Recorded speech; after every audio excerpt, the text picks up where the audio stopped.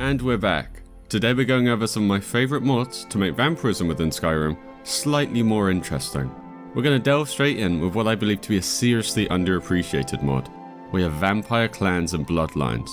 In vanilla Skyrim, the Volkihar clan seem to be the only significant vampiric bloodline, but with this mod, the vampires found in Hamar Shame and Pymoon Cave have been entirely replaced with the far more distinct vampires from the new clan Orlok. These more feral looking and animalistic vampires excel in magic, wielding unique spells.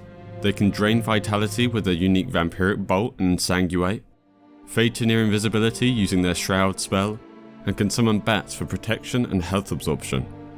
While most of the Orlok are inclined to spellcasting, there are some who embrace the path of the warrior.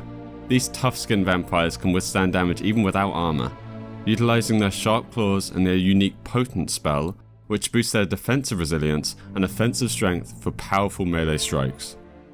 The mod also adds another new vampire clan, known as the Revenants.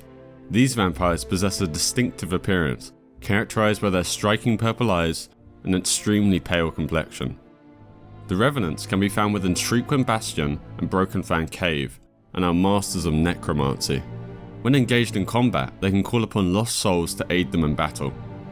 Vampire Clans and Bloodlines is a work in progress mod. The author eventually plans to cover all 10 vampire dungeons, and although it only covers 4 at the moment, I'd definitely still recommend this mod for the small but added depth it gives to vampires. Next, we have possibly my new favourite vampire themed armour, Kozakawi's creatively named Vampire Armour.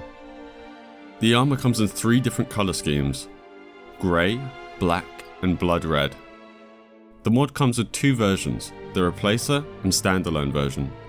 The Replacer version changes the vanilla vampire armour, which is worn by most vampires, including those found in Harkon's core, and the Standalone version simply adds the armour as its own set that can be found on a boat stationed at Icewater Jetty. Vampire Armour by Kozakawi is an excellent set of excellent quality. I heartily recommend this mod. Next up, we have 3 mods to affect the appearance of our vampires. We'll start off by looking at Vampires Cast No Shadow 2, which is a real subtle but poignant mod. The mod does exactly what you think it does. It stops vampires from casting shadows when out in the sun, and I think it pairs especially well with Vampire Masquerade. This mod changes the appearance of the vampires to look more indistinguishable from humans. The mod removes the glowing eyes and wrinkled skin of the typical vampires.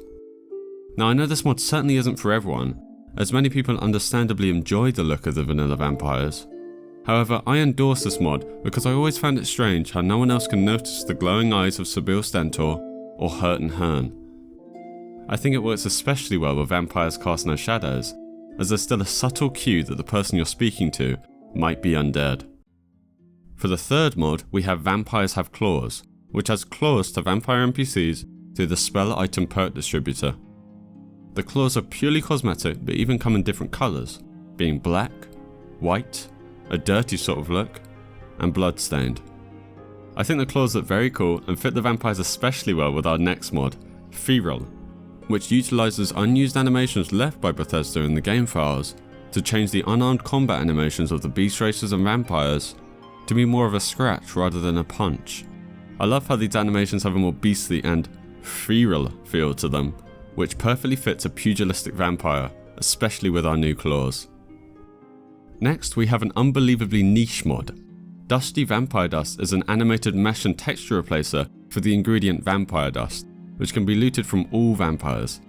It looks great, and this is one of those mods that will likely never leave your load order, as it improves upon such a specific thing so well. Next, we have a great mod with an extremely convoluted name. Lord of Coldharbour tweaks an unofficial universal patch with Harkon Sword Replacer option, equips Lord Harkon with an epic new looking armour set. The mod comes with a new helmet, circlet, 2 cuirass variants, gauntlets, boots, a great sword wielded by Lord Harkon, and a rapier, which can be found wielded by Valerica. The entire set can be looted from Lord Harkon after his defeat. And for our next mod, we have Vampire Lines expansion.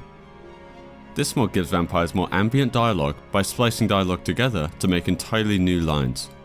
All in all, it adds about 150 new lines that are unique to each voice type, making vampires feel more special, as it gives them more vampiric things to say. come here, I will drink your blood and feast on your flesh.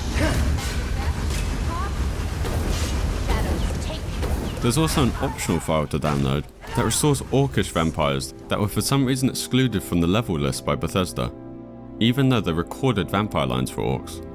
As it stands in vanilla, there's only one orcish vampire that could use these lines. The more you fight me, the more you will suffer more. Vampire Lines expansion just adds that extra sprinkle of immersion, as with all of JServer's mods. Well, that's all the mods I have for today. I just wanted to say I have a Discord now dedicated to, you guessed it, Skyrim modding. Anyways, thanks for watching, subscribe for more, and don't forget to endorse the mods you enjoy.